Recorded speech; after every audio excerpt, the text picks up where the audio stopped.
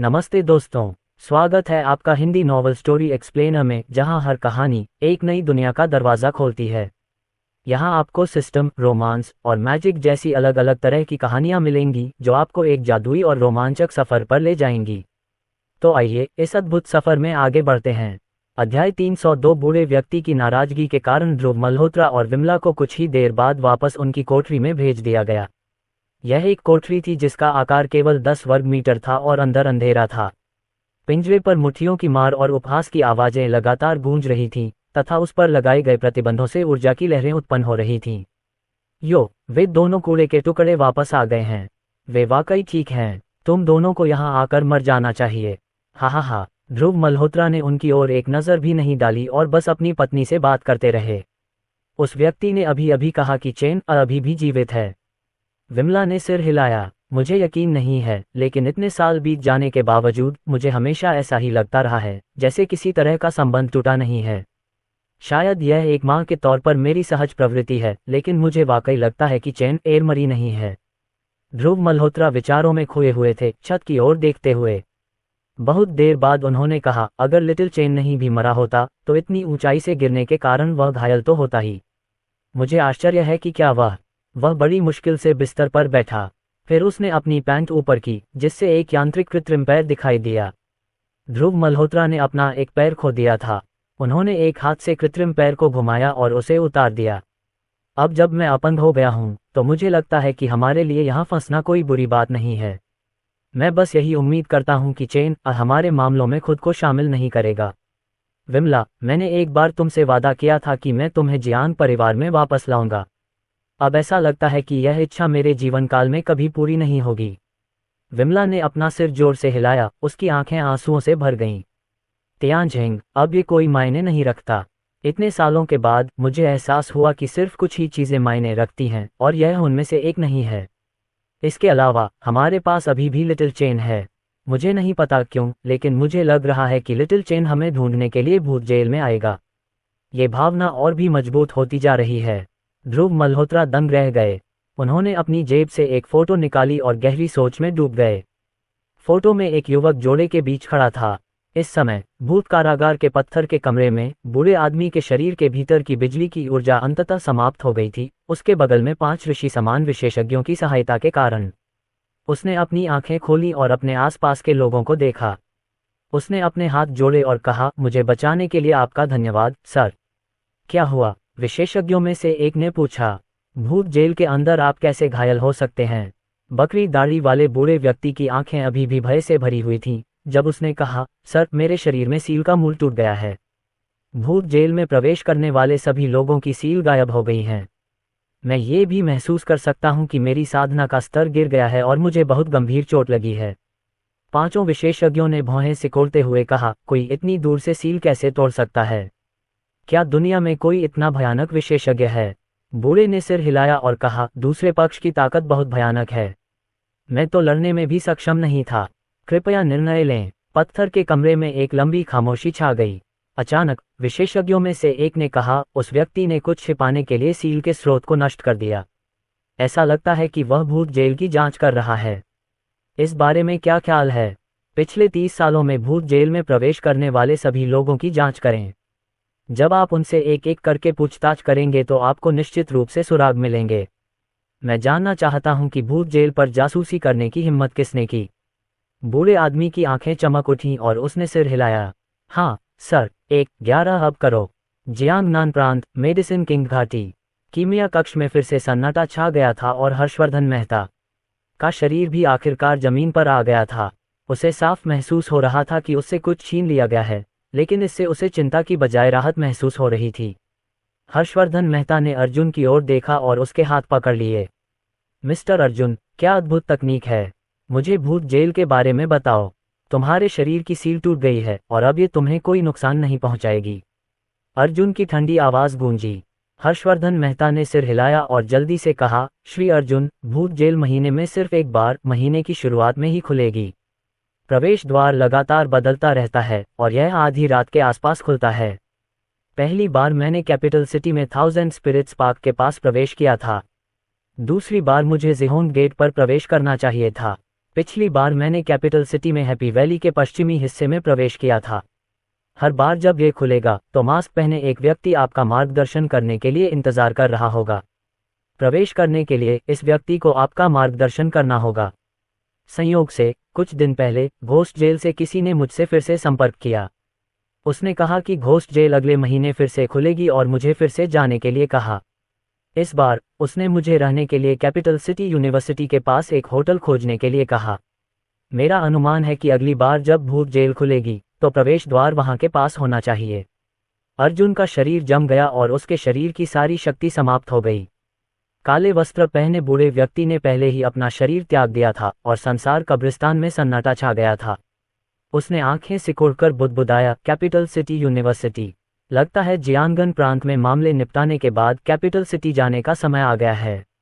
हर्षवर्धन मेहता ने कुछ सोचा और उत्सुकता से पूछा, मिस्टर अर्जुन, आप भूत जेल में घुसने की योजना तो नहीं बना रहे हैं?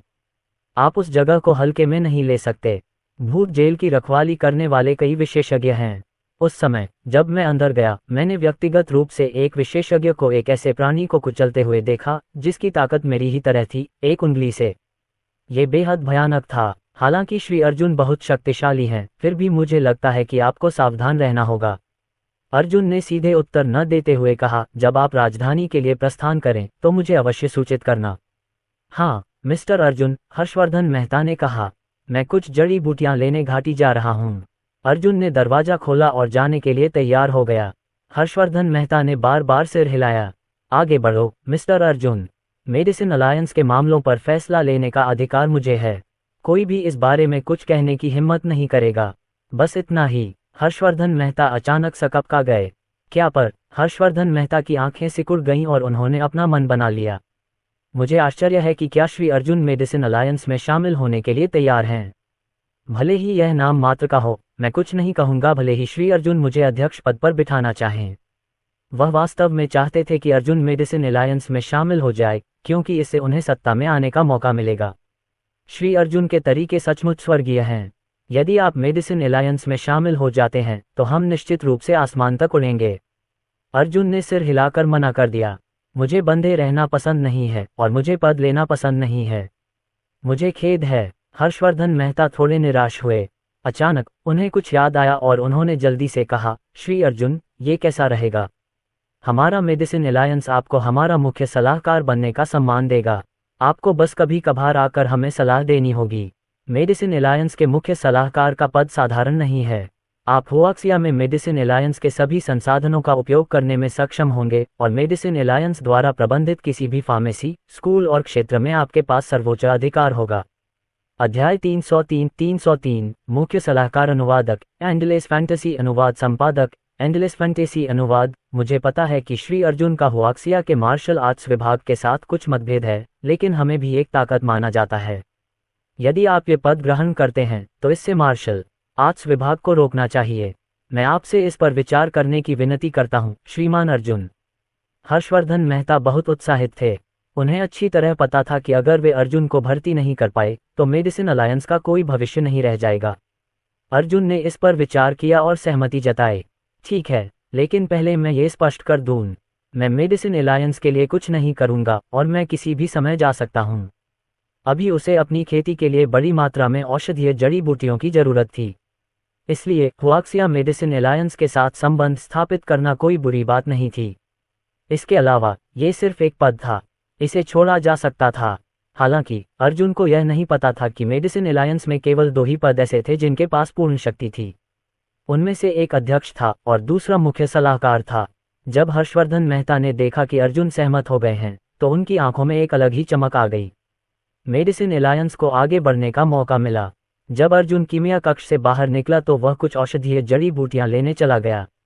अब चूंकि वह मुख्य सलाहकार बन चुके थे, इसलिए उन्होंने पीछे न हटने का निर्णय लिया और जो भी जरूरत पड़ी वह ले लिया। इस दृश्य को देखकर मेडिसिन अलायंस के सदस्य सामूहिक रूप से दंग रह गए। आह, श्री अर्जुन ने असुर पुष्पों में से एक भी ले लिया, इसलिए केवल 3 ही बचे हैं।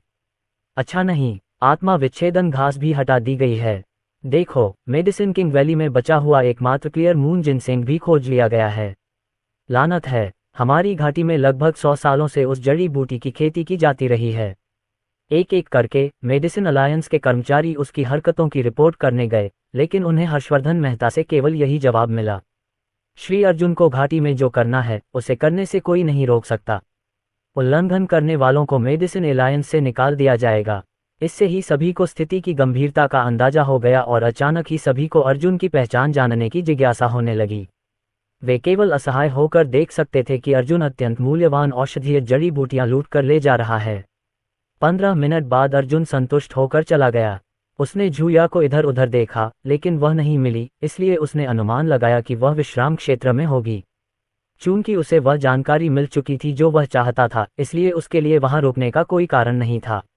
बेशक मास्टर झाओ फिर से गोली को परिष्कृत करने का प्रयास करने जा रहा था, लेकिन इस मामले का उससे कोई लेना देना नहीं था। अर्जुन शीघ्र ही विश्राम स्थल पर पहुंच गया और गलियारे के अंत में झूया को पाया। हालांकि इस समय झूया के सामने एक लंबा और सीधा आदमी खड़ा था। वे दोनों स्पष्ट रूप से किसी बात पर बहस कर रहे थे। उसके चेहरे पर कुछ नाराजगी दिख रही थी। अर्जुन वहां गया और उसने तलवार बनाने के बारे में कुछ सुना। बंसल परिवार द्वारा किसी समझौते का उल्लंघन करने के बारे में कुछ सुना। झूया, क्या हुआ? जब दोनों में बहस हो रही थी तो अर्जुन ने बीच में हस्तक्षेप किया। स्वाभाविक रूप से उस आदमी ने अर्जुन को देखा और उसकी आंखें थोड़ी सिकुड़ गईं। चौक में पहले अर्जुन की हरकतें बहुत अजीब थीं और इसने उसे बाद वाले से सावधान कर दिया। फिर भी उन्होंने कहा, अर्जुन, इसका तुमसे कोई लेना देना नहीं है। मुझे उम्मीद है कि तुम इसमें हस्तक्षेप नहीं करोगे। मैंने तुमसे नहीं पूछा, अर्जुन ने रूखे स्वर में उत्तर दिया। फिर उसने झूया को देखा और हल्के से कहा, मेरे पास अभी भी काम बाकी है, इसलिए मैं घाटी में रहने की योजना नहीं बना रहा हूँ। मेरे साथ शहर वापस आओ। बेशक अगर तुम अभी भी यहाँ रहना चाहती हो तो मैं टैक्सी लेकर वापस आ जाऊंगा। झूया ने इस अवसर का लाभ उठाया और जल्दी से कहा, श्री अर्जुन, मैं यहाँ दायित्व के कारण आई हूँ, इसलिए मुझे आपके साथ जाने में कोई समस्या नहीं है। अपनी बात समाप्त करने के बाद वह अर्जुन की ओर चली गई। उस आदमी की निगाहें ठंडी हो गईं। वह स्वाभाविक रूप से झूया को इतनी आसानी से जाने नहीं देगा। उसने झूया की कलाई पकड़ने के लिए अपना हाथ बढ़ाया, लेकिन एक हवा के झोंके ने उसके हाथ को रोक लिया, इसलिए उसके पास अपना हाथ वापस खींचने के अलावा कोई विकल्प नहीं था। उसकी नज़रें अर्जुन पर टिकी थीं। अर्जुन, मैं जानता हूं कि तुम्हें कीमिया का कुछ ज्ञान है, लेकिन यह मेरे और बंसल परिवार के बीच का विवाद है। अगर तुम इसमें दखल दोगे तो तुम खुद ही गड्ढे में गिर जाओगे। उस समय बंसल परिवार ने मेरे लिए तलवार बनाने का वादा किया था, लेकिन उसके बाद से कोई काम नहीं हुआ। मैं डैंग परिवार को ये कैसे समझा सकता हूँ? अर्जुन ने ठंडी सांस ली। जालसाजी करना या न करना बंसल परिवार का अधिकार है। इसी तरह यह मेरा अधिकार है कि मैं इसमें हस्तक्षेप करना चाहता हूं या नहीं। इससे तुम्हारा क्या लेना देना है? आप डेंग युवानशियाओ अत्यंत क्रोधित था। अगर इस बार उसने झूया को जाने दिया तो तलवार बनाने का मामला अनिर्णित रह जाएगा। इस समय झूया ने अपना मुंह खोला और कहा, श्री अर्जुन, डैंग परिवार ने पहले समझौते का उल्लंघन किया। बंसल परिवार, इससे पहले कि वह अपनी बात पूरी कर पाती, अर्जुन ने बीच में टोकते हुए कहा, कुछ और कहने की जरूरत नहीं है। मुझे तुम पर भरोसा है। अगर डैंग युवानशियाओ ने तुम्हें छूने की हिम्मत की तो मैं उसे इसकी कीमत चुकाने पर मजबूर कर दूंगा। उनका बयान बहुत ही जबरदस्त था। डेंग युवानशियाओ को पहले से ही महसूस हो रहा था कि अनगिनत आंखें उसे घूर रही हैं। अगर उसे आज झूया से उचित स्पष्टीकरण नहीं मिल पाया तो भविष्य में डेंग परिवार को नीची नज़र से देखा जाएगा। अर्जुन को कीमिया के बारे में एक दो बातें पता हो सकती हैं और अन्य लोगों को मेडिसिन अलायंस की परवाह हो सकती है, लेकिन उसे नहीं। अर्जुन, मैं अपनी बात फिर दोहराता हूँ। बेहतर होगा कि तुम इस मामले में हस्तक्षेप न करो, वरना तुम्हें इसके परिणाम भुगतने होंगे। अर्जुन ने बस अपनी आस्तीन हिलाई और झूया से कहा, चलो चलें। हालांकि उन्होंने अभी 5 कदम ही चले थे कि हवा का एक झोंका उनके रास्ते में आ गया और झूया को मारने की ठंडी मंशा ने घेर लिया। स्पष्टतः ये व्यक्ति उसे यहाँ रखने के लिए लड़ने को तैयार था। अर्जुन के होठों पर एक ठंडी मुस्कान आ गई। ये देखकर कि डेंग युवानशियाओ का हाथ झूया के कंधे को पकड़ने वाला था, अर्जुन ने एक मुक्का मारा। इसमें कुछ खास नहीं था, लेकिन टकराना। डेंग युवानशियाओ का शरीर पीछे की ओर गिर गया, लेकिन अर्जुन बिल्कुल भी नहीं हिला। हालांकि ये तो बस शुरुआत थी। अर्जुन ने एक कदम आगे बढ़ाया। एक खूंखार बाघ की तरह जो पहाड़ से नीचे की ओर दौड़ रहा था, उसके हाथ ने पंजे का रूप ले लिया और अपने प्रतिद्वंद्वी की कलाई पकड़ ली और उसे मोड़ दिया। कच, उसकी कलाई टूट गई थी। डेंग युवानशियाओ ने यह उम्मीद नहीं की थी कि अर्जुन की ताकत इतनी भयानक होगी, और दर्द के कारण पलक झपकते ही उसका चेहरा पीला पड़ गया। वह एक भी चाल नहीं झेल पाया। और दूसरे पक्ष ने भी अपनी पूरी ताकत नहीं लगाई थी। जियांगन प्रांत में ऐसा भयानक युवक मौजूद था। वह दर्द से चिल्लाया और उसका शरीर जमीन पर गिर पड़ा। अर्जुन दर्शकों की निगाहों की अनदेखी करते हुए उसके ऊपर खड़ा रहा। तुम क्या कर रहे हो? मत करो, मुझे मत मारो, डेंग युवानशियाओ चिल्लाया। तुम्हें मारूं? अर्जुन ने व्यंग्यपूर्वक कहा, तुम्हें मारने से मेरे हाथ गंदे हो जाएंगे। उसके चेहरे पर मुस्कान ठंडी से गर्म हो गई। हालांकि इससे डेंग युवानशियाओ का डर कम नहीं हुआ। इस समय वहां पहले से ही भीड़ जमा थी। यहाँ ज्यादातर लोग आमंत्रित अतिथि थे, इसलिए हर्षवर्धन मेहता की खातिर वे यहाँ झगड़ा नहीं करेंगे। उनके दृष्टिकोण से अर्जुन बहुत आगे निकल गया था। कुछ ही देर बाद हर्षवर्धन मेहता भी दौड़कर वहां पहुंचे। जब उन्होंने अर्जुन को देखा तो उनके चेहरे पर अजीब सा भाव आ गया। अध्याय 304 आपातकाल। जब डेंग युवानशियाओ ने हर्षवर्धन मेहता को आते देखा तो उसने जल्दी से अपना हाथ आगे बढ़ाया और विनती की, बड़े जियांग, मुझे बचा लो। ये बच्चा आपकी घाटी में परेशानी खड़ी कर रहा है। इससे पहले कि वह अपनी बात पूरी कर पाता, अर्जुन बोला, मैंने तुम्हें अभी चेतावनी दी थी, लेकिन तुमने नहीं सुना। जैसे ही उसने बोलना समाप्त किया, अर्जुन ने डेंग युवानशियाओ के शरीर पर पैर रख दिया। हड्डियों के टूटने की भयानक आवाजें सुनाई दे रही थीं। अब से तुम अपंग हो। सभी लोग अचंभित हो गए और तुरंत हर्षवर्धन मेहता की ओर देखने लगे। आखिरकार अर्जुन ने मेडिसिन किंग वैली में कदम रखा था और यह हर्षवर्धन मेहता के अधिकार की अवहेलना करने जैसा था। हर्षवर्धन मेहता के व्यक्तित्व को देखते हुए अर्जुन और जूया को निश्चित रूप से बाहर कर दिया जाएगा। हालांकि कुछ अप्रत्याशित हुआ। हर्षवर्धन मेहता ने डेंग युवानशियाओ की ओर देखा और अपने कर्मचारियों को आदेश दिया, इस व्यक्ति को बाहर निकालो। अब से डेंग परिवार का मेडिसिन अलायंस से कोई लेना देना नहीं है। मेडिसिन अलायंस भविष्य में डेंग परिवार को कोई चिकित्सा सहायता प्रदान नहीं करेगा। क्या बकवास है? ये सुनकर सभी दंग रह गए। हर्षवर्धन मेहता ने न केवल अर्जुन को सजा नहीं दी, बल्कि उन्होंने डेंग परिवार से भी पूरी तरह नाता तोड़ लिया। ऐसा लग रहा था जैसे वह अर्जुन के प्रति सद्भावना दिखा रहा हो। इस समय अर्जुन और जूया चुपचाप चले गए। हर कोई उनके पीछे हटते हुए आकृतियों को सदमे में देख रहा था। ऐसा प्रतीत हुआ कि अर्जुन को नाराज करने की अपेक्षा नरक के राजा को नाराज करना बेहतर था। घाटी के बाहर जूया हतप्रभ सी कार में बैठ गई। उसे समझ में नहीं आ रहा था कि अभी क्या हुआ था। ऐसा लग रहा था कि अर्जुन के बारे में उनका प्रारंभिक आकलन बहुत गलत था। मेडिसिन किंग वैली में हुई इन कुछ घटनाओं ने ही उसे उसका पुनर्मूल्यांकन करने पर मजबूर कर दिया। एक तरह से उसे थोड़ा दुख हुआ कि वह एक ऐसा व्यक्ति था जिसे छोड़ दिया गया था। दुर्भाग्य से कुछ चीजें बस नहीं होनी थीं। बेंटले के चले जाने के बाद मजबूत आभा वाले 1 दर्जन से अधिक विशेषज्ञ मेडिसिन किंग वैली पहुंचे। इस दिव्य घटना ने जियांगन प्रांत के निकट छिपे हुए विशेषज्ञों का ध्यान आकर्षित किया था। वे सभी जानते थे कि ऐसी घटना केवल किसी विशेषज्ञ के आगमन का संकेत ही हो सकती है। 10 दिन से ज्यादा पहले जियांगन प्रांत में भी प्रकाश के एक स्तंभ की दिव्य घटना दिखाई दी थी। हालांकि ये केवल कुछ समय के लिए ही दिखाई दिया था, इसलिए कोई भी इसका सटीक स्थान या स्रोत निर्धारित करने में सक्षम नहीं था। हालांकि इस बार स्वर्गीय घटना स्पष्ट रूप से मेडिसिन किंग घाटी में दिखाई दी थी, इसलिए हर कोई तुरंत वहां पहुंच गया। ताओवादी पोशाक पहने एक बूढ़ा आदमी और पीठ पर कुबड़ वाला एक और बूढ़ा आदमी पहले पहुंचे। दोनों ने एक दूसरे को देखा। दाओवादी पोशाक पहने बुजुर्ग व्यक्ति ने ठंडे स्वर में कहा, भाई क्यूशुई, आप कैसे हैं? अगर मुझे सही से याद है तो आप मून गेज माउंटेन में एकांतवास में थे। आप इतनी जल्दी एकांतवास से क्यों चले गए? दाओवादी युआन शेंग, क्या तुम्हें पहले से पता नहीं है कि मैं यहाँ क्यों हूँ? वैसे भी हम यहाँ एक ही कारण से हैं। ताओवादी युआन शेंग ने अपनी दाढ़ी को सहलाते हुए कहा, ऐसी दिव्य घटना को अंजाम देने में सक्षम होने के लिए उसे हुआक्सिया में एक शीर्ष विशेषज्ञ होना चाहिए। यह मेरे लिए एक सच्चे विशेषज्ञ का अनुसरण करने का एक सुनहरा अवसर है। मुझे यकीन है कि अगर उस सर्वोच्च विशेषज्ञ को हम दोनों में से किसी एक को चुनना पड़े तो वह निश्चित रूप से मुझे ही चुनेगा। मार्शल आर्ट के मार्ग पर ताकत सर्वोच्च है और मैं तुमसे ज्यादा ताकतवर हूँ। क्यूशुई ने दाओवादी युआन शेंग को घूर कर देखा। फिम्फ, यह इस बात पर निर्भर करेगा कि कौन पहले उस सर्वोच्च विशेषज्ञ को ढूंढता है। जैसे ही उसने बोलना समाप्त किया, वह तेजी से घाटी में भाग गया। ये देखकर ताओवादी युआन शेन भी उसके पीछे चला गया। आज मेडिसिन किंग वैली को बेचैन होना ही था। मिंगकुई विला। बेंटले धीरे धीरे रुकी। अर्जुन ने विला का दरवाजा खोला और चारों ओर देखा।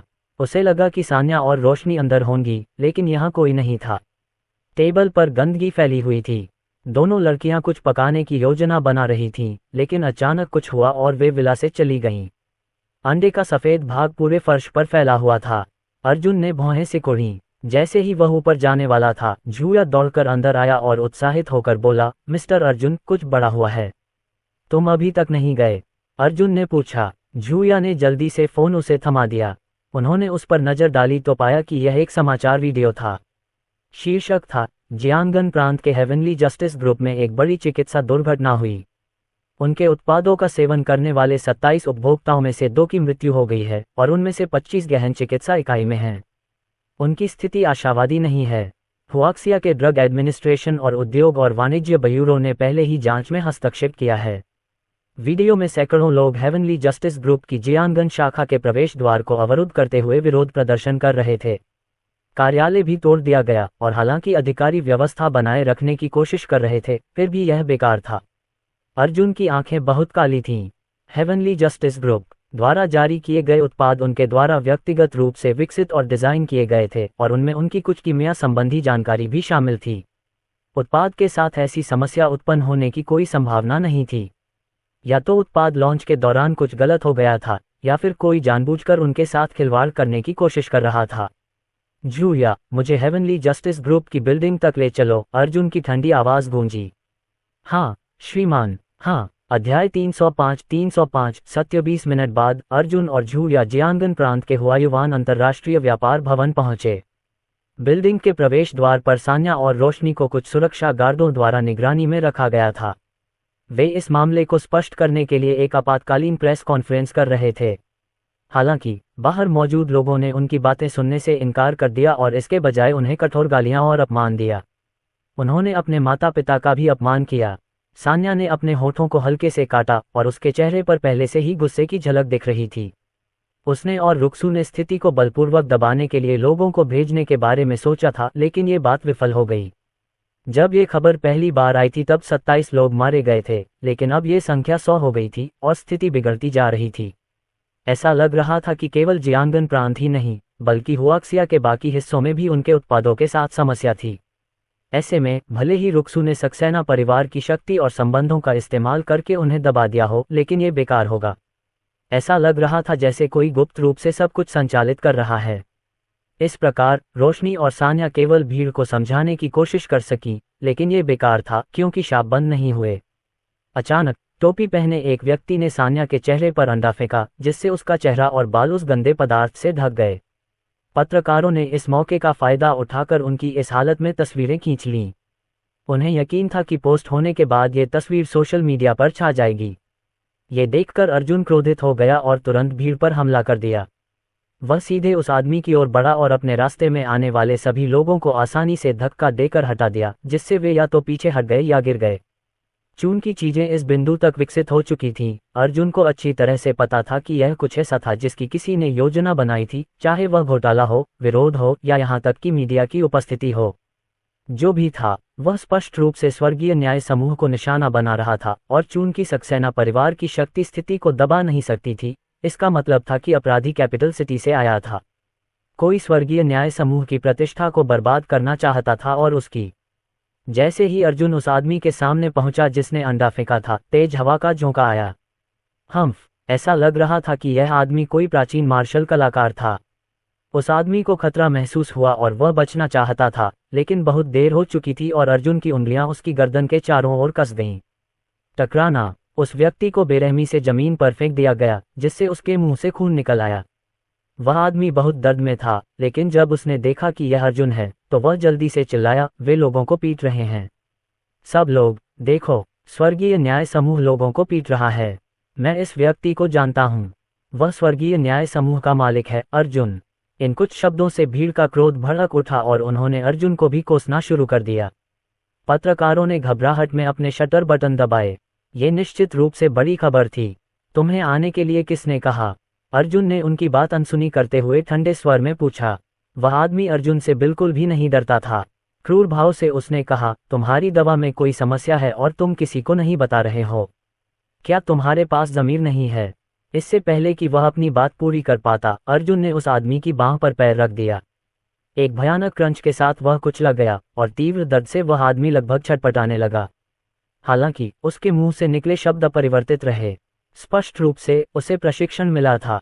तुमने मेरी औरत को छूने के लिए जिस हाथ का इस्तेमाल किया था वह पहले ही टूट चुका है। अब मुझे तुम्हारे शरीर का और कौन सा हिस्सा तोड़ना चाहिए? मैं काफी हैरान हूँ। आप एक प्राचीन मार्शल आर्टिस्ट हैं, लेकिन आप एक नागरिक विरोध प्रदर्शन में दिखाई दिए। कितना दिलचस्प है, अर्जुन ने मुस्कुराते हुए कहा। वह व्यक्ति स्तब्ध रह गया, लेकिन तुरंत उसने अनभिज्ञता प्रकट की। मुझे समझ नहीं आ रहा कि तुम क्या कह रहे हो। प्राचीन मार्शल आर्टिस्ट? मैं तो एक उपभोक्ता हूँ। मेरे माता पिता ने तुम्हारे समूह की दवा ली और अभी भी गहन चिकित्सा इकाई में पड़े हैं। बकवास? क्या बकवास है? इन शब्दों से भीड़ की गालियां और भी तीव्र हो गईं, तथा स्थिति और भी अप्रिय होती गई। अर्जुन की ठंडी निगाहें भीड़ पर घूम गईं। कोलाहलयुक्त। जैसे ही उसने ये दो शब्द कहे, एक शक्तिशाली ध्वनि तरंग फैली और वे लोग लड़खड़ाकर पीछे की ओर चले गए। कुछ तो जमीन पर गिर भी गए। यह एक उफनती हुई लहर की तरह था। जब वे खड़े होकर कुछ कहने वाले थे तो उसकी हत्या की मंशा ने भीड़ को अपनी चपेट में ले लिया और हर कोई स्तब्ध रह गया। ऐसा लग रहा था मानो दो हाथ उनका गला घोंट रहे हों और उन्हें बोलने का कोई अधिकार न हो। अर्जुन ने शांति से कहा, मैंने उनसे एक सवाल पूछा था और मुझे ये पसंद नहीं कि लोग मुझे बीच में टोकें। जो भी एक और शब्द कहने की हिम्मत करेगा वह मारा जाएगा। भीड़ शांत हो गई। अर्जुन की नज़र फिर उस आदमी पर पड़ी। मैं तुम्हें सिर्फ एक मौका दूंगा। अगर तुम मुझे सच नहीं बताओगे तो पछताओगे। वह आदमी बिल्कुल भी डरा हुआ नहीं था। अगर वह मिशन पूरा नहीं कर पाता तो वह निश्चित रूप से वैसे भी मर ही जाता। तुम्हारा स्वर्गीय न्याय समूह वास्तव में घृणित है। तुम सिर्फ लोगों को धमकाना जानते हो। मैं सच बोलने जा रहा हूँ। अर्जुन के होठों पर एक ठंडी मुस्कान आ गई। आपने अपना चुनाव कर लिया है। उसकी आवाज में कोई गर्मजोशी नहीं थी। अर्जुन ने बिना किसी चेतावनी के अपना पैर उठाया और उस आदमी की छाती पर जोरदार प्रहार किया। कच! अनगिनत हड्डियां टूट गईं और आदमी ने फिर से मुंह में खून थूक दिया। आहा! वह जमीन पर तड़पने लगा और पीड़ा से चिल्लाने लगा। क्या तुम्हें लगता है कि इससे दुख होता है? ये तो बस शुरुआत है। अर्जुन के हाथ में एक पत्ता आया। यह एक जड़ी बूटी थी जिसे उसने तोड़ा था।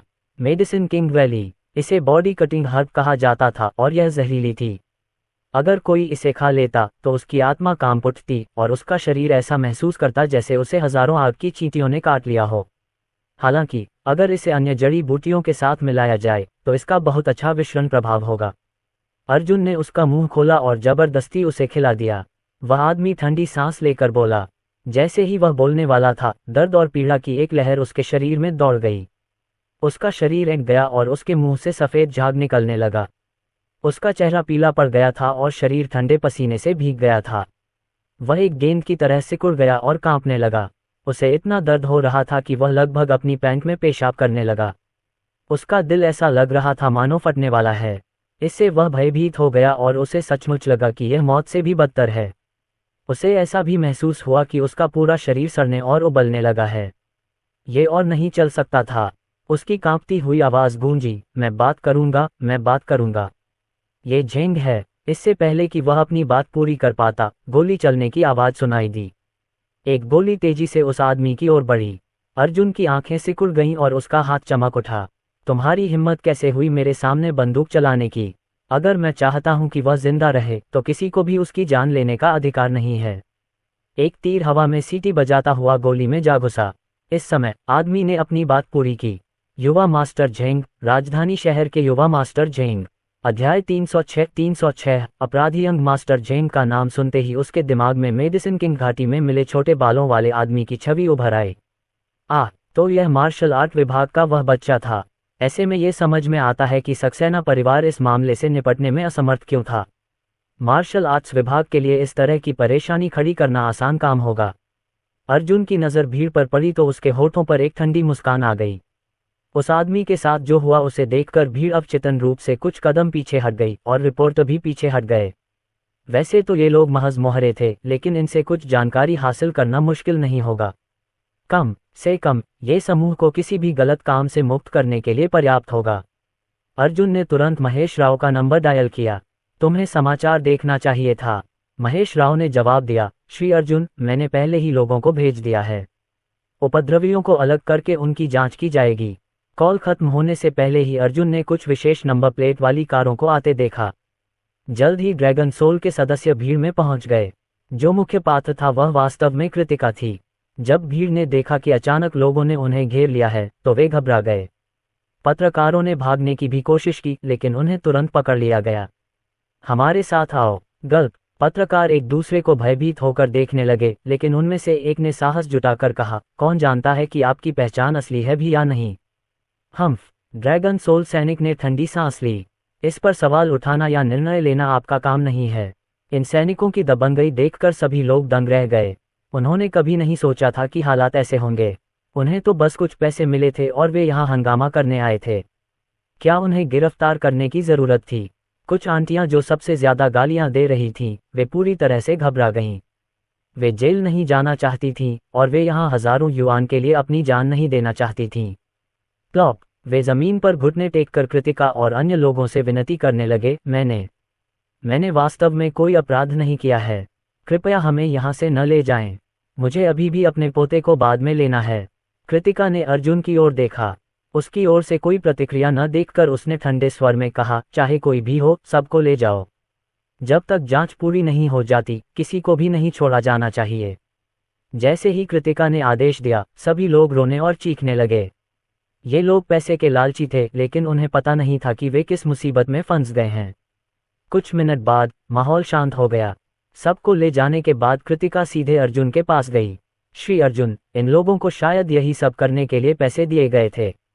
जांच के नतीजे 1 घंटे में आ जाएंगे। मैं विवरण तैयार करके आपके फ़ोन पर भेज दूंगा। इसके अलावा इन लोगों का श्री अर्जुन और हेवनली जस्टिस ग्रुप पर पड़ने वाले प्रभाव को देखते हुए हम उनके साथ सख्ती से पेश आएंगे। अर्जुन ने सिर हिलाया और कृतिका के कंधे पर थपथपाया। आपकी कड़ी मेहनत के लिए धन्यवाद। कृतिका ने सिर हिलाते हुए जवाब दिया, मैं हमेशा आपकी सेवा में हूँ मिस्टर अर्जुन। इसके अलावा हालांकि इस मामले में मार्शल आर्ट्स विभाग की संलिप्तता के संकेत हैं, लेकिन यह निश्चित रूप से उच्च अधिकारियों का काम नहीं है। इस तरह की निम्न स्तरीय बदनामी की रणनीति किसी जूनियर का काम होना चाहिए। ड्रैगन सोल की प्रारंभिक जांच के अनुसार ये सबसे अधिक संभावना है कि यह प्रदीप कौशिक का बेटा झेंग ही है और इस मामले में उसकी संलिप्तता के निशान अत्यधिक संदिग्ध हैं। बेशक ये सब सिर्फ हमारी अटकलें हैं। हमारे पास अभी तक कोई सबूत नहीं है। अर्जुन की आंखें ठंडी चमक से भर गईं। उसने शांति से कहा, सबूत की कोई जरूरत नहीं है। ये पक्का वही है। अब मुझे इस बात का पछतावा है कि मैंने उसे उस समय क्यों नहीं मारा। ये सुनकर कृतिका के चेहरे के हाव भाव एकदम बदल गए और उसने झट से कहा, मिस्टर अर्जुन, झेंगी की पहचान खास है। उसे सबक सिखाना ठीक है, लेकिन अगर हम उसे मार देंगे तो प्रदीप कौशिक जरूर भड़क जाएगा। कृपया पुनर्विचार करें। अर्जुन ने कोई जवाब नहीं दिया। इसके बजाय वह रोशनी और सान्या के पास चला गया। रोशनी सान्या के चेहरे और बालों से अंडे के गंदे तरल पदार्थ को पोंछने के लिए नैपकिन का इस्तेमाल कर रही थी। जब सान्या ने ऊपर देखा और अर्जुन को अपनी ओर आते देखा तो वह जल्दी से पीछे मुड़ गई। छोटे चेन, यहाँ मत आना, मैं अभी बहुत परेशान हूँ। अर्जुन मुस्कुराया और एक टिश्यू निकालकर सान्या के कान से अंडे को पोंछने में मदद की। उसने अपनी आवाज़ साफ की और कहा, ये सब मेरी गलती है। मैं हेवनली जस्टिस ग्रुप का मालिक हूँ, इसलिए अगर कुछ होता है तो मुझे इन अपमानों और आलोचनाओं का सामना करना चाहिए। इसके बजाय आपको मेरी जगह पर कष्ट सहना पड़ा। अर्जुन का स्वर हृदय वेदना से भरा था। जब हम बाद में मिंगकुई विला वापस पहुंचेंगे तो मैं तुम्हें 10 अंडे क्यों नहीं दूंगा ताकि तुम अपना गुस्सा निकालने के लिए उन्हें मुझ पर फेंक सको। यह सुनकर सान्या की हंसी फूट पड़ी और वह हंसने लगी। उन 10 अंडों से 2 केक बनाए जा सकते हैं। उन्हें आप पर फेंकना बहुत बड़ी बर्बादी है। रोशनी को अचानक कुछ याद आया और उसने सान्या से कहा, आह, हमने अभी तक बेकिंग पूरी नहीं की है। सान्या ने आह भरी।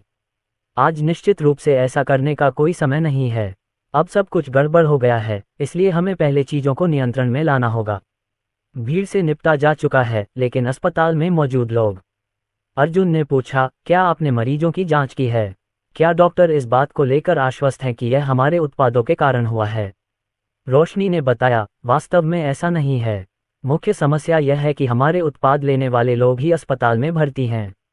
इसके अलावा मुझे अभी अस्पताल से फोन आया है। बीमारी का कारण अभी तक पता नहीं चल पाया है, लेकिन ये हमारे उत्पादों के कारण नहीं होना चाहिए था। बल्कि उन मरीजों की हालत बहुत अजीब है। ऐसा लगता है कि मेरी दादी के साथ भी यही हुआ था। इस समय अर्जुन पुनर्तः आत्मज्ञान प्राप्त कर चुके थे। झेंग यी ने मार्शल आर्ट विभाग के विशेषज्ञों से कार्रवाई करने को कहा होगा। झेंग यी, ऐसा लगता है कि तुमने जो सबक पहले सीखा था वह काफी नहीं था। तो क्या हुआ अगर तुम्हारे पीछे हुआक्सिया का मार्शल आर्ट डिपार्टमेंट है? अगर तुमने मुझे नाराज किया तो मैं तुम्हें निराशा का अनुभव कराऊंगा। अध्याय 307 उसके लिए आना। कैपिटल सिटी में जब प्रदीप कौशिक एक अधेड़ उम्र के व्यक्ति की रिपोर्ट सुन रहे थे तो उनका चेहरा लगातार पीला पड़ता जा रहा था।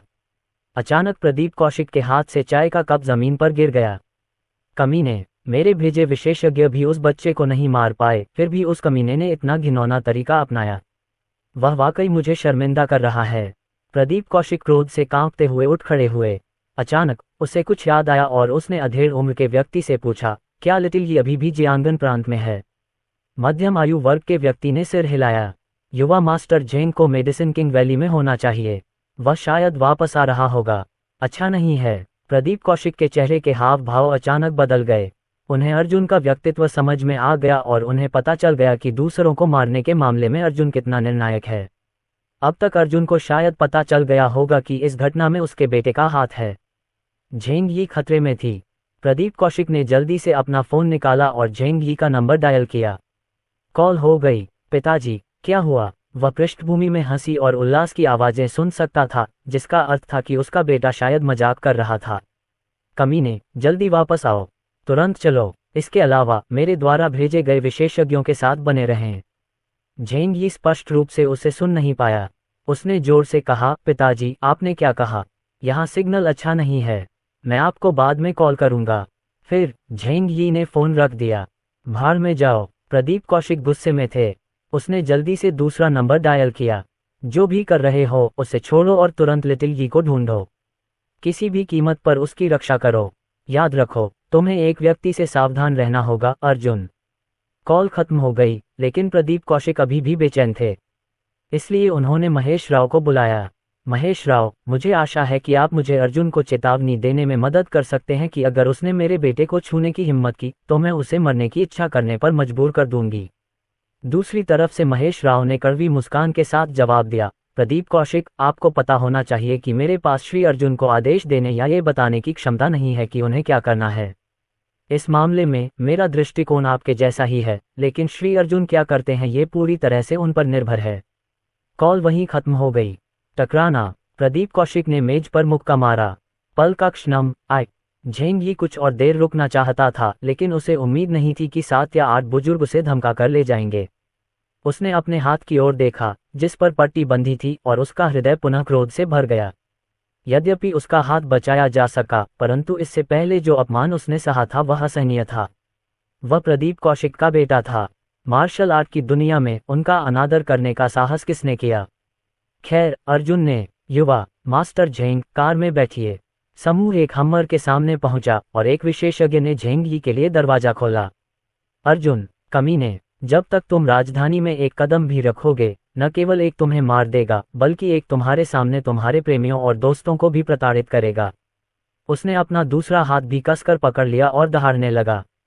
फिर वह पैदल ही कार में बैठ गया, लेकिन इससे पहले कि वह अंदर बैठ पाता, पीछे से एक ठंडी आवाज सुनाई दी। आपको ऐसा करने का मौका नहीं मिलेगा। अचानक आए इस आवाज को सुनकर झेंग यी का शरीर जम गया। वह इस आवाज से बहुत परिचित था।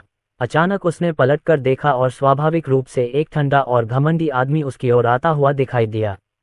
उस आदमी की आंखों में ठंडी चमक थी और वह उसकी ओर भयावह ढंग से मुस्कुरा रहा था। अर्जुन, जल्दी करो और चले जाओ, हम इस बच्चे से निपट लेंगे।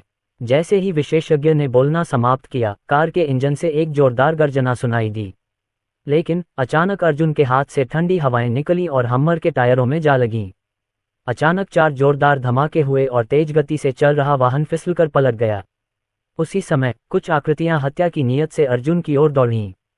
अर्जुन, युवा master Zheng grand master Zheng के बेटे हैं और ग्रैंड मास्टर झेंग हुआक्सिया की ग्रैंड मास्टर रैंकिंग में 7वें स्थान पर हैं। मैं तुम्हें पश्चाताप करने और माफी मांगने की सलाह देता हूँ। एक ठंडी चीख निकली और फिर एक तेज धारदार ब्लेड सीटी बजाता हुआ उसकी ओर आया। उस आदमी ने सोचा कि अर्जुन बच जाएगा, लेकिन जल्द ही उसे एहसास हुआ कि ऐसा नहीं है। अर्जुन ने अपना दाहिना हाथ उठाया और तेज धार वाला ब्लेड पकड़ लिया। लाल रोशनी उसकी हथेली के चारों ओर। जब उस आदमी ने ये देखा तो वह अचंभित रह गया। नंगे हाथ से धारदार हथियार कैसे पकड़ा जा सकता है? क्या वह अब भी मनुष्य था? वह आदमी घबरा गया, लेकिन तब तक अर्जुन उसके सामने आ चुका था। जो कोई भी मेरे रास्ते में आएगा वह मर जाएगा, और आप कोई अपवाद नहीं हैं। अर्जुन ने तलवार को कुचल दिया और फिर उसके तीखे टुकड़े उस आदमी की ओर फेंके। लाल बत्ती चमकी। उस व्यक्ति ने बचने की पूरी कोशिश की, लेकिन जल्द ही उसके शरीर में छेद हो गए और वह खून से लथपथ होकर गिर पड़ा। ये दृश्य देखकर बाकी लोगों ने अपनी आंखें सिकोड़ लीं और अब कोई हिचकिचाहट नहीं रही। इस व्यक्ति को रोको, नहीं तो यंग मास्टर जेंग खतरे में पड़ जाएगा। विशेषज्ञों में से एक ने अर्जुन पर जोरदार मुक्का मारा, जिसका जवाब अर्जुन ने भी दिया। अर्जुन ने कोई युद्ध तकनीक का इस्तेमाल नहीं किया। हालांकि उसकी भयानक रक्तपिपासु आभा मुक्का में समाहित थी, और उस आदमी ने अपने कानों में एक अजगर की हल्की दहाड़ सुनी। टकराना। अध्याय 308 डील या नो डील। दोनों मुट्ठियां टकरा गईं। विशेषज्ञ को बहुत चोट लगी और वह उड़ गया। उसे ये भी महसूस हुआ कि उसके अंदरूनी अंगों को भी बहुत नुकसान पहुंचा है। अर्जुन अजेय था। इस बार प्रदीप कौशिक ने जो लोग भेजे थे वे ज्यादा मजबूत नहीं थे, क्योंकि वे केवल कुछ सामान्य परिस्थितियों से निपटने के लिए ही भेजे गए थे। हालांकि किसी को भी उम्मीद नहीं थी कि जेंग ही बिना किसी कारण के अर्जुन को नाराज कर देगा। सबसे भयावह आभा वाले विशेषज्ञ ने अपनी आंख के कोने से हम्मर को देखा। झेंग यी और कुछ अन्य लोग पहले ही सुरक्षित रूप से कार से बाहर निकल चुके थे, इसलिए उसने अपने पास बचे हुए लोगों को निर्देश दिया, इस बच्चे को मेरे पास छोड़ दो। तुम लोग यंग मास्टर झेंग की रक्षा करो। बड़े शुन, बस हटो। अगर यंग मास्टर झेंग को कुछ हुआ तो हम मर जाएंगे। ये सुनकर बाकी लोग झेंग यी की ओर दौड़े और अर्जुन और एल्डरजून को एक दूसरे के सामने छोड़ दिया। बच्चे, मुझे मानना पड़ेगा कि तुम बहुत ताकतवर हो और मैं तुमसे खतरा महसूस कर सकता हूँ, लेकिन अगर तुम यंग मास्टर झेंग के सिर के एक भी बाल को छूना चाहते हो तो तुम्हें मुझसे होकर गुजरना होगा। जैसे ही उन्होंने बोलना समाप्त किया, एल्डरजून के हाथ में एक खंजर प्रकट हुआ, जिसमें से बह रही आध्यात्मिक ऊर्जा को अर्जुन ने महसूस किया। ये वास्तव में एक आध्यात्मिक हथियार था। यद्यपि इसकी तुलना ड्रैगन स्लेयर तलवार से नहीं की जा सकती थी, लेकिन हुआक्सिया में इसका होना दुर्लभ था। मरना। बुजुर्ग शुन ने गुस्से से दहाड़ते हुए अर्जुन की छाती पर वार करने की कोशिश की। जैसे ही उसने ऐसा किया, आध्यात्मिक हथियार सुनहरा चमक उठा और उसके चारों ओर एक हल्की आभा फैल गई। अर्जुन ने बिना किसी हिचकिचाहट के अपनी ड्रैगन स्लेयर तलवार निकाल ली। टकराना। टक्कर के प्रभाव से अर्जुन और एल्डरजून को कुछ कदम पीछे हटना पड़ा। अपने रक्त में उफान महसूस करते हुए एल्डरजून ने बुदबुदाया, अर्जुन, तुम अपनी प्रतिष्ठा के अनुरूप काम कर रहे हो। एल्डरजून ने अपने मुंह के कोने से खून पोंछा। इस समय अर्जुन ने देखा कि झेंग यी दूसरी कार की ओर बढ़ रहा था। यदि उसने शीघ्र ही उसका पीछा नहीं किया तो वह सचमुच भाग सकता था। उसकी नज़र फिर से एल्डरजून पर पड़ी और उसने ठंडे स्वर में कहा, मैं तुम्हें 3 सेकंड देता हूं। अगर तुम रास्ते से नहीं हटे तो तुम मर जाओगे। 3 सेकंड के बाद एल्डरजून वहां से नहीं गया, बल्कि उसने फिर से अर्जुन पर हमला किया। खून का प्यासा वार। अचानक एक ड्रैगन की दहाड़ सुनाई दी और एल्डरजून ने देखा कि अर्जुन का हाथ एक खूनी ड्रैगन में बदल गया है। खूनी ड्रैगन का क्रूर मुंह चौड़ा हो गया और उसने एल्डरजून को काट लिया। उसी समय आकाश से एक रक्त लाल तलवार की किरण उतरी। एल्डरजून की आंखें सिकुड़ गईं। एक बेहतरीन मार्शल तकनीक। ये कैसे संभव है? कच। दहाड़ते हुए मायावी रक्त ड्रैगन ने खंजर को 2 टुकड़ों में काट दिया और उसके भीतर की आध्यात्मिक ऊर्जा बाहर निकल आई। एल्डरजून का चेहरा बहुत पीला पड़ गया था और उसका शरीर कांप रहा था, क्योंकि वह अब चेतन रूप से एक कदम पीछे हट गया था। उसकी नज़र अर्जुन पर नहीं, बल्कि उस भयानक रक्त ड्रैगन पर थी। वह रक्त ड्रैगन की सांस भी महसूस कर सकता था। ये रक्त ड्रैगन है। इससे पहले कि वह अपनी बात पूरी कर पाता, उसके शरीर से फव्वारे की तरह खून बहने लगा और वह गिर पड़ा और हमेशा के लिए दुनिया से चला गया। ये सब करने के बाद अर्जुन धुंधला हो गया और झेंग यी की ओर दौड़ा। वह किसी भी तरह से अपने शिकार को अपनी पकड़ से छूटने नहीं दे सकता था। उसने अपनी सच्ची क्यूई को अपनी बाह में डाला और फिर ड्रैगन स्लेयर तलवार को जोर से घुमाया। झेंग यी ने आश्चर्य से तलवार के हमले को देखा और भयभीत हो गया। उसके आसपास के विशेषज्ञों ने जल्दी से हमले को मोड़ने की कोशिश की, लेकिन उनके संयुक्त प्रयासों से बमुश्किल सफलता मिली। टकराना। ड्रैगन स्लेयर तलवार झेंग यी के सामने जमीन पर जा गिरी, जिससे वह टूट गई और धंस गई। इसके अलावा वार में मौजूद असली क्यूई ने झेंग यी को उड़ा दिया। वह कुछ दूर जाकर जमीन पर गिरा और उसे अपने अंदरूनी अंग हिलते हुए महसूस हुए। उसके दिल में सदमे की लहरें उठी जब उसने उस तलवार को देखा जो उसके हाथ से बाल बाल बचकर निकल गई थी। वह लगभग मर गया था। भाड़ में जाओ, उसे यहाँ से निकलना होगा। जैसे ही वह उठने वाला था, एक काली छाया उतर आई। यह अर्जुन था। टकराना। अर्जुन ने झेंग ही की छाती पर पैर रखा और उसे वापस जमीन पर धकेल दिया। ये वैसी ही स्थिति थी जैसी पहले थी। तुम मुझे नहीं मार सकते। झेंग ही की भयभीत आवाज गूंज उठी। तुमने मुझसे ये दूसरी बार कहा है। इससे कोई फर्क नहीं पड़ता। जैसे ही उसने बोलना समाप्त किया, अर्जुन ने झेंग ही की गर्दन पकड़ ली और उसे ऊपर उठा लिया। झेंग ही का शरीर हवा में लटक रहा था और जैसे ही उंगलियां उसकी गर्दन के चारों ओर कस गईं, वह सांस नहीं ले पा रहा था और कुछ भी बोल नहीं पा रहा था। उसकी गर्दन की नसें उभर आईं और उसका चेहरा लाल हो गया तथा धीरे धीरे नीला पड़ गया। मैंने तुम्हें एक मौका दिया था, लेकिन तुमने उसका पूरा फायदा नहीं उठाया। तो क्या हुआ अगर तुम्हारे पिता प्रदीप कौशिक हैं? अगर वे मुझे नाराज करेंगे तो परिणाम वही होंगे। अर्जुन की उंगलियां और भी कस गईं और झेंग ही को लगा कि वह बेहोश होने लगा है। क्या वह सचमुच यहाँ मरने वाला था? अन्य विशेषज्ञ अर्जुन की ओर दौड़े, लेकिन जल्द ही उन्हें पता चला कि हवा की एक दीवार ने उन्हें रोक रखा है, जो उन्हें पास आने से रोक रही है। अचानक अर्जुन की जेब में फोन बज उठा। अर्जुन का एक हाथ झेंग ही के गले में था और दूसरा फोन पर था। यह महेश राव था। मिस्टर अर्जुन, कृपया झेंग ही की जान बख्श दीजिए। इससे पहले कि वह आगे कुछ कह पाता, अर्जुन ने फोन काट दिया। तभी फोन फिर से बज उठा। इस बार महेश राव नहीं, बल्कि कैपिटल सिटी का कोई नंबर था। कुछ सेकंड झिझकने के बाद अर्जुन ने उत्तर बटन दबाया। अर्जुन, मेरी बात सुनो। झेंग ही को नीचे उतारो, एक बूढ़ी आवाज ने कहा। वह थोड़ा असहाय लग रहा था, लेकिन यह एक उपदेश की तरह था। ये वही बूढ़ा आदमी था। अर्जुन ने उपहास किया, लेकिन कोई जवाब नहीं दिया। उसने झेंग ही की ओर देखा। इस समय झेंग ही नरक के द्वार से केवल एक कदम की दूरी पर था। लाइन के दूसरे छोर से एक आह की आवाज सुनाई दी। ये जानते हुए कि अर्जुन नहीं सुनेगा, बूढ़े व्यक्ति ने कहा, झेंग ही को नीचे रखो और मैं तुम्हें उस व्यक्ति की असली पहचान बताऊंगा जिसने क्लाउड लेक मैनर में मल्होत्रा परिवार को तबाह कर दिया था। कैसा रहेगा? अध्याय 309 इंद्रजीत लिन। बूढ़े आदमी के पास कोई और विकल्प नहीं था। अर्जुन वह व्यक्ति था जिससे उसे बहुत उम्मीदें थीं, और वह इस बात पर भरोसा कर रहा था कि अर्जुन उसके लिए कुछ करेगा। इसलिए उसे किसी भी कीमत पर अर्जुन को रोकना था। इस समय अर्जुन की आंखों में दृढ़ संकल्प की झलक दिखी। भले ही झेंग ही को मौत की सजा मिलनी चाहिए थी, लेकिन चीफ लॉन की पहचान के सामने उसकी जिंदगी महत्वहीन थी। उसे यह जानना जरूरी था कि उसका दुश्मन कौन था। झेंग ही के बारे में क्या? उसे कभी भी मारा जा सकता है। कुनलुन पर्वत छोड़ने के बाद से ही हर जगह खोजबीन करने के बाद चीफ लॉन के बारे में ठोस सुराग पाने का यह उनका एकमात्र प्रयास था। इसलिए अर्जुन ने इस मामले पर कुछ देर विचार करने के बाद जल्दी से एक निर्णय लिया। उसने झेंग ही को जोर से जमीन पर पटक दिया। झेंग ही का शरीर शिथिल हो गया था। उसकी कई हड्डियां पूरी तरह टूट चुकी थीं और वह मुश्किल से सांस ले पा रहा था।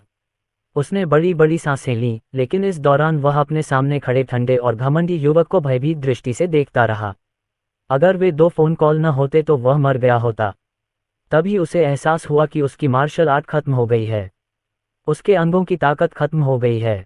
यह एहसास मौत से भी बदतर था। जब वह निराशा महसूस कर रहा था, उसने अर्जुन को चिल्लाते हुए सुना, घुटने टेको। अर्जुन की आवाज ऊंची तो नहीं थी, लेकिन उसमें निर्विवाद अधिकार भरा हुआ था। झेंग ही की आंखें चौड़ी हो गईं। उसने अपने पिता के सामने भी घुटने नहीं टेके थे, फिर भी अब उसे इस बच्चे के सामने घुटने टेकने पड़ रहे हैं। हालांकि वह विरोध करना चाहता था, लेकिन डर पहले ही उसके दिल पर हावी हो चुका था। प्लॉप! वह अर्जुन के सामने घुटने टेक बैठे। उसके पास कोई विकल्प नहीं था। वह मरना नहीं चाहता था। अर्जुन ने निर्णय कर लिया था कि यद्यपि उसे झेंग ही को जीवित रखना है, लेकिन वह उसकी मृत्यु की इच्छा भी पूरी करेगा। अर्जुन झेंग ही को सच में डर का अनुभव कराएगा और बुरे सपने उसे जीवन भर परेशान करेंगे। यह उसकी करतूतों की कीमत होगी। झेंग ही ने देखा कि खूनी ड्रैगन की धुंधली परछाई उसके सामने आ गई। यह इतनी धुंधली थी कि सिर्फ वही उसे देख सकता था। खूनी ड्रैगन ने उसे ठंडे अंदाज में देखा। यह क्या है? जैसे ही उसने ये कहा, उसे एहसास हुआ कि रक्त ड्रैगन पहले से ही उसके शरीर के चारों ओर कुंडली मार चुका था। भाड़ में जाओ! उसे ऐसा महसूस हुआ जैसे वह लावा के कुंड में है और उसका पूरा शरीर पिघल रहा है। उसने अपने शरीर पर नियंत्रण खो दिया और यहाँ तक कि अपनी पैंट में पेशाब भी कर दिया। बूढ़े व्यक्ति ने स्वाभाविक रूप से ये दृश्य वीडियो पर देखा, हालांकि उसने रक्त ड्रैगन को नहीं देखा। उन्होंने आह भरते हुए कहा, अर्जुन, अब समय आ गया है। अगर तुम जारी रखोगे तो कुछ हो सकता है। अर्जुन ने ठंडी सांस ली और झेंग ही की ओर देखा, जो पागल हो गया था। उसने जवाब दिया, ठीक है। अब तुम मुझे उस व्यक्ति की पहचान बता सकते हो। मैं झेंग यी को नहीं मारूंगा। अर्जुन, इसमें और उसे मार डालने में क्या अंतर है? अगर प्रदीप कौशिक अपने बेटे की हालत देखेगा तो भी वह तुमसे नफरत ही करेगा, बूढ़े की थकी हुई आवाज सुनाई दी। अर्जुन के होठों पर एक ठंडी मुस्कान आ गई।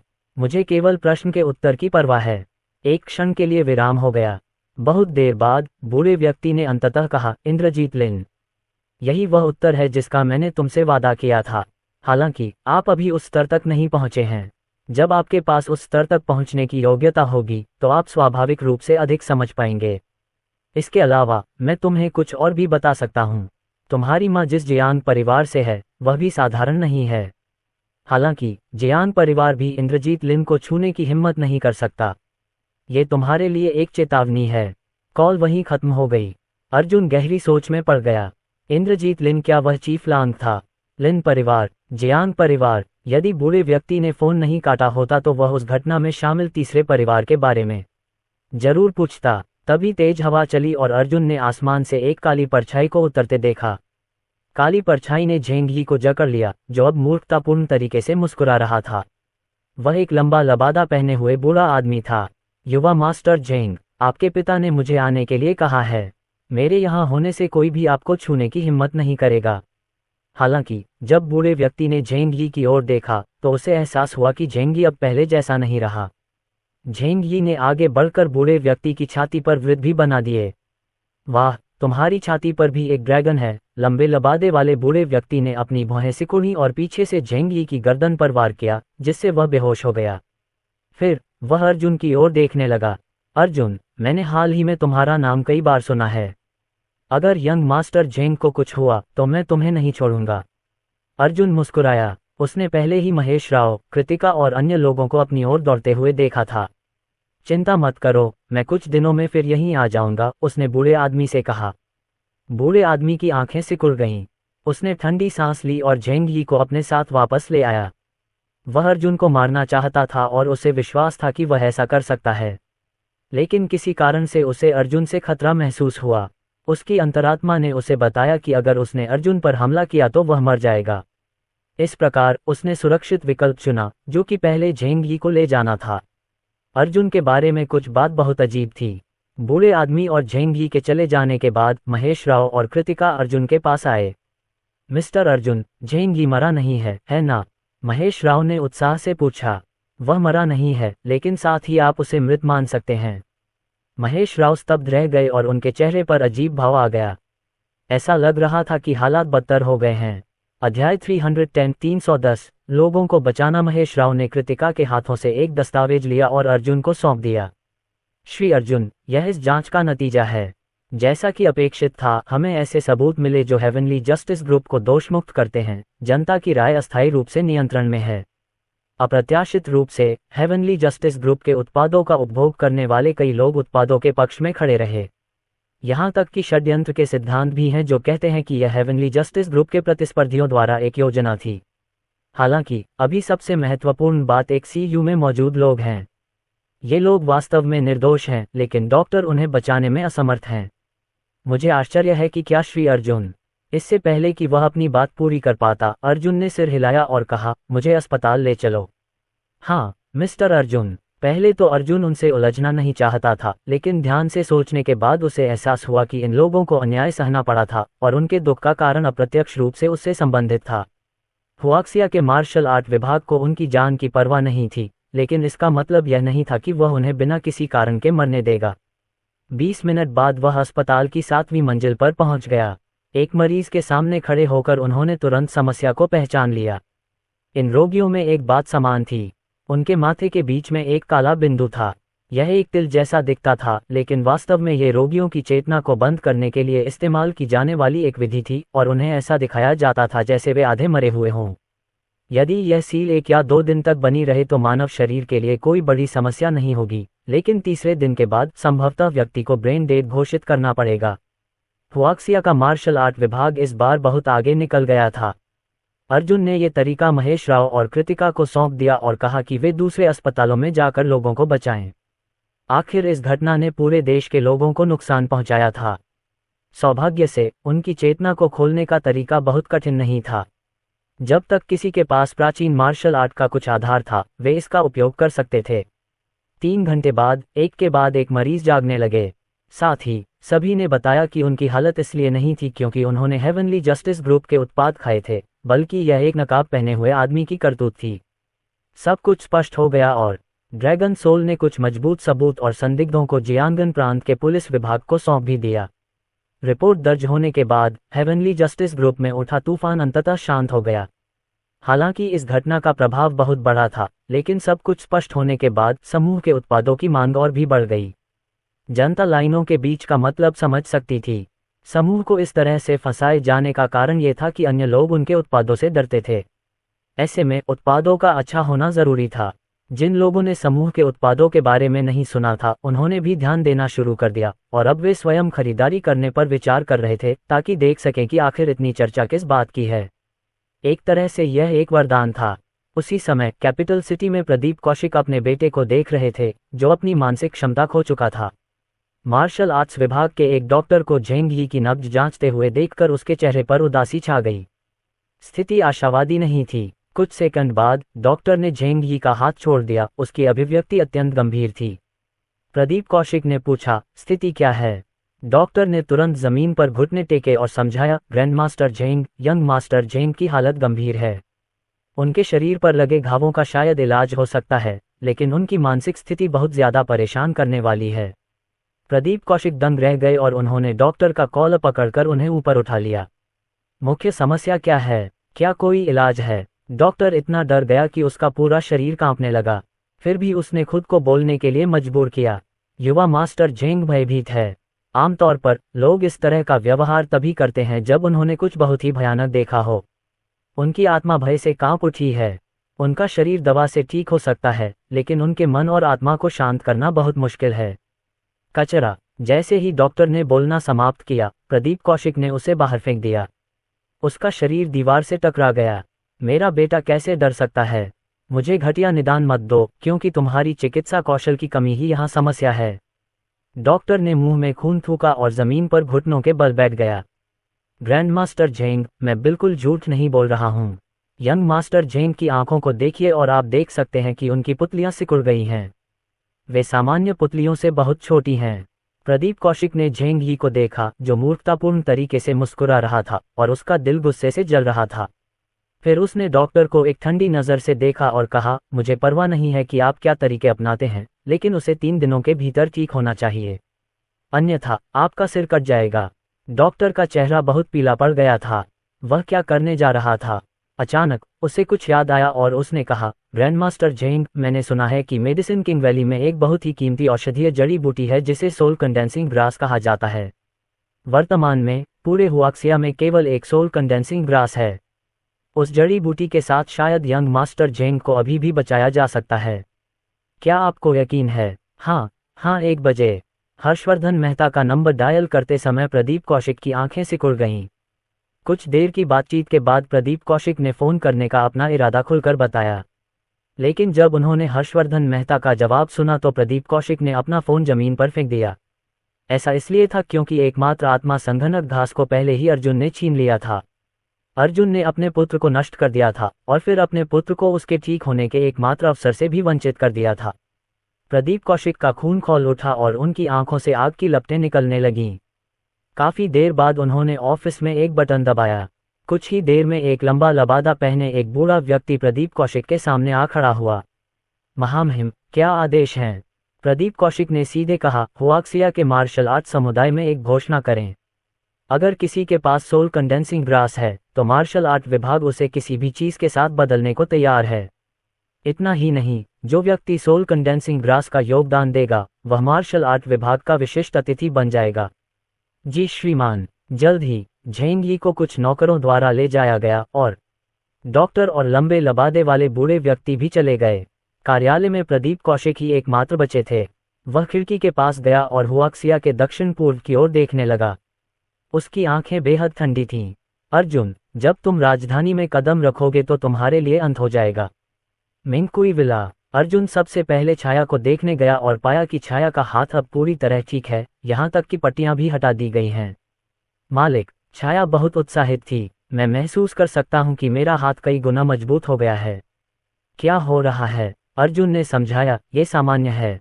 हाथ में आपकी आभा और आध्यात्मिक ऊर्जा समाहित थी, इसलिए यह आपकी साधना तकनीक के साथ पूरी तरह से संगत हो गई है। स्वाभाविक रूप से ये पहले से अधिक मजबूत है। हालांकि अगले कुछ दिनों में बहुत अधिक शक्ति को बाहर निकालना याद रखें। हाँ मास्टर। उसके बाद अर्जुन विला में वापस आ गया। लिविंग रूम की गंदगी सान्या और रोशनी ने साफ कर दी थी। उसने सोचा था कि वे दोनों खाना पकाना जारी रखेंगे, लेकिन इसके बजाय वे सोफे पर गहरी नींद में सो रहे थे। ये स्पष्ट था कि वे आज की घटनाओं से थक चुके थे। अर्जुन ने अपना सिर हिलाया और दोनों लड़कियों को वापस उनके कमरों में ले गया। सान्या ने कोई प्रतिक्रिया नहीं की और गहरी नींद में सो गई। हालांकि जब उसने रोशनी को उसके कमरे में वापस भेजा तो उसने अचानक अपनी आंखें खोलीं और उसे चूम लिया। अध्याय 311 कुछ महत्वपूर्ण, तुम वास्तव में सोने का नाटक कर रहे थे? अर्जुन ने पूछा। रोशनी ने अपनी खूबसूरत बड़ी बड़ी आंखें झपकाईं और उसके गोरे चेहरे पर लाली छा गई। वह मुस्कुराई और बोली, मैं सोने का नाटक नहीं कर रही थी। मैं तभी जागी जब तुमने मुझे गोद में उठाया। अर्जुन ने रोशनी को बिस्तर पर लिटा दिया। अच्छी तरह से आराम करें। जैसे ही वह जाने वाला था, रोशनी का हाथ अर्जुन के शरीर से लिपट गया। रात शांत थी। अगले दिन अर्जुन बहुत जल्दी उठ गया। जब दोनों लड़कियां अभी भी सो रही थीं, तो वह नीचे कांजी बनाने चला गया। ये कांजी आम कांजी से अलग थी। कल उन्होंने मेडिसिन किंग वैली से बहुत सारी औषधीय जड़ी बूटियां मंगवाई थीं और उन्होंने कांजी में ये जड़ी बूटियां मिला दी, जिससे इसका सेवन करने वालों के लिए यह बहुत फायदेमंद साबित हुई। इससे व्यक्ति की खेती में भी काफी सुधार आएगा। जल्द ही पूरा विला एक ताजगी भरी खुशबू से भर गया, जिससे वे जाग गए। वे ये देखकर चौंक गए कि अर्जुन रसोई में व्यस्त था। छोटे चेन, ये कंजी, क्या ये बहुत सुगंधित नहीं है? ये कांजी सिर्फ खुशबूदार नहीं है। जब आप इसे खाएंगे तो आपको पता चल जाएगा। दोनों लड़कियों ने जल्दी से एक कटोरा कांजी उठाया और खाना शुरू कर दिया और उनके शरीर में आध्यात्मिक ऊर्जा का संचार हुआ। उन्हें लगा जैसे उनके शरीर शक्ति से भर गए हैं।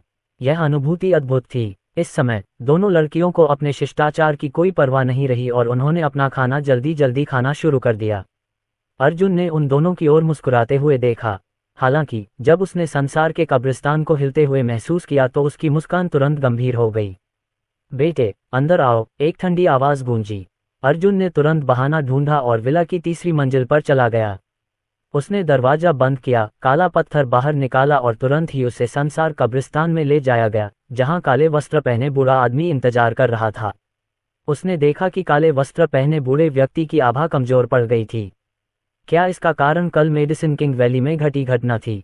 इस समय काले वस्त्र पहने बूढ़े व्यक्ति ने कहा, क्या तुम्हें अभी भी याद है कि तुमने मुझसे कल क्या वादा किया था? अर्जुन भूला नहीं था। आखिर उसने कल हर्षवर्धन मेहता के शरीर की सील तोड़ने के लिए बूढ़े की ताकत उधार ली थी। बदले में उसने एक शर्त पूरी करने की हामी भरी थी। उस समय अर्जुन ने इस विषय में अधिक नहीं सोचा। प्राचीन काल का ऐसा विशेषज्ञ उससे कौन सी महान बातें करने को कह सकता है? मैं नहीं भूला। ठीक है। काले वस्त्र पहने बूढ़े व्यक्ति ने सिर हिलाया और आगे कहा, मैं पिछले कुछ दिनों से तारों को देख रहा हूँ। आज रात एक ऐसी घटना होगी जिसमें 5 तारे एक सीध में होंगे और चंद्रग्रहण होगा। अगर सब कुछ वैसा ही हुआ जैसा मैंने अनुमान लगाया था, तो आज रात कुछ न कुछ जरूर दिखाई देगा। जाओ और उसे वापस ले आओ। मुझे इस चीज की जरूरत है। अर्जुन ने पिछले कुछ दिनों में समाचारों में चंद्रग्रहण की खबरें देखी थीं, लेकिन 5 सितारों के एक ही रेखा में होने के बारे में यह क्या था? हालांकि चूंकि उन्होंने दूसरे पक्ष से वादा किया था, इसलिए स्वाभाविक रूप से उन्हें अपना वचन निभाना ही था। वरिष्ठ, इस चीज का सही स्थान कहाँ है? अर्जुन ने उत्सुकता से पूछा। काले वस्त्र पहने बूढ़े व्यक्ति ने अपनी मुट्ठी भींच ली और एक नक्शा, जो अर्जुन ने कुछ समय पहले संसार कब्रिस्तान में रखा था, तैरकर अर्जुन की ओर आ गया। तभी बूढ़े आदमी ने अपनी उंगली से इशारा किया और नक्शे पर एक निश्चित स्थान पर तारे की रोशनी चमक उठी। ये यहाँ है। अर्जुन ने आगे बढ़कर एक नजर डाली। उसका चेहरा थोड़ा गंभीर था। ये वास्तव में हुलियान प्रांत में है। उसके बाद अर्जुन वास्तविकता में वापस आया और अपने फोन पर सटीक स्थान खोजा। ये हुआन प्रांत में 1000 चोटियों के पहाड़ के आसपास का क्षेत्र लग रहा था। यह एक प्रसिद्ध पर्वत था और उसे स्पष्ट रूप से याद आया कि जब वह 7 वर्ष का था, तब वह अपने माता पिता के साथ वहां गया था। अर्जुन जियाओ डैंग को फोन करने ही वाला था कि झूया ने फोन कर दिया। अर्जुन, क्या आप आज फ्री हैं? मुझे अभी खबर मिली है कि इससे पहले कि जूया अपनी बात पूरी कर पाती, अर्जुन ने अजीब भाव से कहा, मुझे मत बताओ कि तुम 1000 पीक्स पर्वत के बारे में बात करना चाहते हो। लाइन के दूसरी तरफ जूया हैरान थी। उसके चेहरे पर ऐसा भाव था जैसे उसने कोई भूत देखा हो और वह आश्चर्य से बोली, मी अर्जुन, आपको कैसे पता चला? उसे अभी अभी यह समाचार मिला था और यह अभी अभी घटित हुआ था। वह कैसे आश्चर्यचकित नहीं होगी? क्या आपके जू कबीले के लोग 1000 चोटियों वाले पहाड़ पर हैं? अर्जुन ने पूछा। कुछ देर बाद जूया को होश आया और उसने जवाब दिया, हाँ मिस्टर अर्जुन, मेरा अच्छा दोस्त 1000 पीक्स माउंटेन के आसपास के इलाके में रहता है। अभी कुछ मिनट पहले 1000 पीक्स माउंटेन में एक अजीबोगरीब घटना दिखाई दी। बहुत से लोगों को जल्द ही इसके बारे में पता चल जाएगा। अगर तुम मेरे साथ आना चाहते हो तो मैंने पहले ही एक प्राइवेट जेट का इंतजाम कर लिया है। अर्जुन ने कुछ क्षण तक सोचा और फिर सिर हिला दिया। ठीक है, आओ और मुझे ले जाओ। मिस्टर अर्जुन, मैं आ रहा हूँ। 5 मिनट में मिंगकुई विला पहुँच जाऊंगा। कॉल वहीं खत्म हो गई। अर्जुन ने अपने कपड़े बदलने की भी जहमत नहीं उठाई। उसने दोनों लड़कियों से कुछ शब्द कहे और फिर चला गया। जल्द ही जूया की बेंटले विला के प्रवेश द्वार पर आ खड़ी हुई। अर्जुन उसमें चढ़ गया और कार तेजी से एक निजी हवाई अड्डे की ओर बढ़ गई, जहां एक विमान इंतजार कर रहा था। 10 मिनट बाद वे हुयान प्रांत की ओर बढ़ चुके थे। जब वे पास पहुंचे तो अर्जुन ने 1000 चोटियों वाले पहाड़ की दिशा में देखा और पाया कि ऊपर बड़े बड़े काले बादल छाए हुए थे, साथ ही बिजली की चमक भी थी। इस समय उसके मन में एक अत्यंत गंभीर आवाज गूंजी, याद रखो, इस चीज को पाने के लिए कुछ भी करो। ये चीज सिर्फ मुझसे ही नहीं, संसार कब्रिस्तान से भी संबंधित है। ये पहली बार था जब उसने काले कपड़े पहने बूढ़े आदमी को इतनी जोरदार आवाज में बोलते हुए सुना था। ऐसा लग रहा था कि उसे पूरी ताकत लगानी पड़ेगी। मैं आपको एक और बात बता सकता हूँ, उस चीज की शक्ति 2 रास्ते खोल सकती है एक ही समय में, कब्र के पत्थर। स्टोरी पसंद आई तो लाइक और शेयर करना न भूलें। हमारे टेलीग्राम चैनल को ज्वाइन करने से आपको नई स्टोरीज और अपडेट्स मिलते रहेंगे। ज्वाइन करने के लिए लिंक पर क्लिक करें।